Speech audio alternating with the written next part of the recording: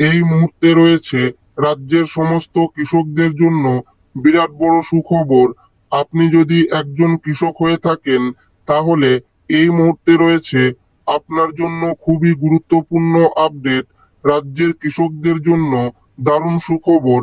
কৃষক বন্ধু প্রকল্প বন্ধ হচ্ছে না।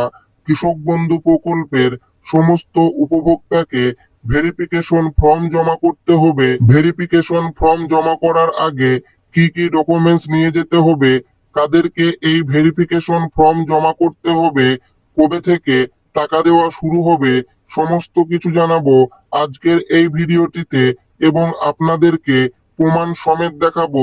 তাই ভিডিওটি প্রথম থেকে শেষ পর্যন্ত দেখবেন এবং আপনি কোন জেলা থেকে দেখছেন অবশ্যই কমেন্টে লিখে জানাবেন। কৃষক বন্ধু প্রকল্প বন্ধ হচ্ছে না, উপভোক্তাদের নতুন করে ফর্ম জমা করতে হবে। অবশেষে কৃষকদের জন্য এলো বড় সুখবর। কৃষক বন্ধু প্রকল্পের উপভোক্তাদের জন্য প্রকাশ হলো গুরুত্বপূর্ণ আপডেট। অনেক দিন ধরেই কৃষকদের মধ্যে প্রশ্ন ছিল কৃষক বন্ধু প্রকল্প কি বন্ধ হয়ে যাবে। এবার সেই জল্পনার অবসান ঘটিয়ে নবান্ন থেকে একটি নোটিশ প্রকাশ করা হয়েছে। সেখানে জানানো হয়েছে কৃষক বন্ধু প্রকল্প বন্ধ হচ্ছে না, তবে প্রকল্পের সমস্ত বর্তমান উপভোক্তার তথ্য নতুন করে যাচাই ভেরিফিকেশন করা হবে। নোটিশ অনুযায়ী যারা বর্তমানে কৃষক বন্ধু প্রকল্পের সুবিধা পাচ্ছেন তাদের প্রত্যেককে নির্দিষ্ট সময়ের মধ্যে এডিএ অফিসে গিয়ে ভেরিফিকেশন ফর্ম জমা করতে হবে। এই কাজ সম্পূর্ণ করার জন্য 4 সপ্তাহ সময় দেওয়া হয়েছে। কৃষি দপ্তরের সার্কুলারে বলা হয়েছে কৃষক বন্ধু প্রকল্পের সমস্ত বর্তমান উপভোক্তার তথ্য পুনরায় যাচাই, পূর্ণ মূল্যায়ন এবং প্রয়োজনীয় সংশোধন করা হবে।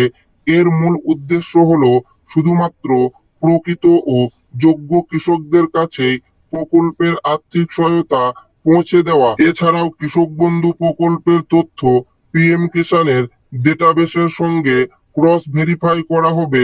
এর মাধ্যমে প্রকৃত যোগ্য কৃষকদের চিহ্নিত করা হবে এবং অযোগ্য ব্যক্তিদের তালিকা থেকে বাদ দেওয়া হবে।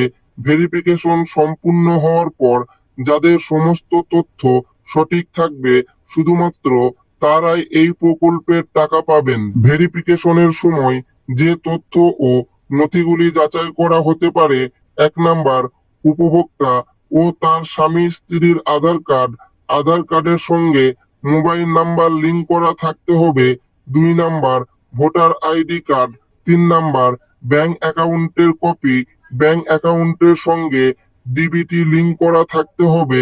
4 নাম্বার, জমির আর বা জমির রেকর্ড। তবে যাদের নাম এসআইআর এ ভোটার তালিকা থেকে বাদ গেছে তাদের টাকা দেওয়া হবে না। তবে যারা ট্রাইব্যুনালে বা সি এর জন্য আবেদন করেছেন তাদের টাকা দেওয়া হবে। সার্কুলারে আরো উল্লেখ করা হয়েছে জমা দেওয়া নথির ভিত্তিতে সমস্ত তথ্য যাচাই করে কৃষক বন্ধু পোর্টালে আপডেট করা হবে। যাচাইয়ের সময় বিশেষভাবে দেখা হবে উপভোক্তা সরকারি স্থায়ী কর্মচারী বা সরকারি পেনশনভোগী কিনা, উপভোক্তা আয়করদাতা কিনা, উপভোক্তার সমস্ত তথ্য সঠিক রয়েছে কিনা, মৃত বা অযোগ্য উপভোক্তার নাম তালিকায় রয়েছে কিনা, পিএম কিষানের তথ্যর সঙ্গে মিল রয়েছে কিনা। যাদের তথ্য কোনো অসঙ্গতি ধরা পড়বে তাদের বিরুদ্ধে নিয়ম অনুযায়ী ব্যবস্থা নেওয়া হবে। রাজ্যে সরকার পরিবর্তনের পর নতুন মুখ্যমন্ত্রী শুভেন্দু অধিকারী এক সভায় জানিয়েছিলেন আগের সরকারের কোনো সামাজিক প্রকল্প বন্ধ করা হবে না।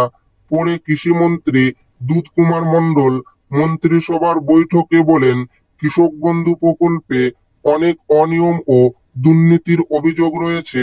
তাই প্রথমে যাচাই বাছাই করে প্রকৃত উপভোক্তাদের চিহ্নিত করা হবে, তারপর তাদেরই আর্থিক সহায়তা দেওয়া হবে। তবে রাজ্য বাজেটে কৃষক বন্ধু প্রকল্প নিয়ে কোনো ঘোষণা না হওয়ায় অনেক কৃষক চিন্তায় পড়েছিলেন যে প্রকল্পটি বন্ধ হয়ে গেল কিনা।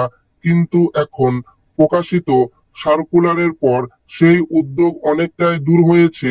অন্যদিকে বাংলা শস্য বীমা প্রকল্পে পরিবর্তন করে প্রধানমন্ত্রী ফসল বীমা চালু করা হয়েছে। এই প্রকল্পে সুবিধা পেতে হলে নির্দিষ্ট পরিমাণ প্রিমিয়াম জমা করতে হবে এবং এতে মোট 16টি ফসল অন্তর্ভুক্ত করা হয়েছে।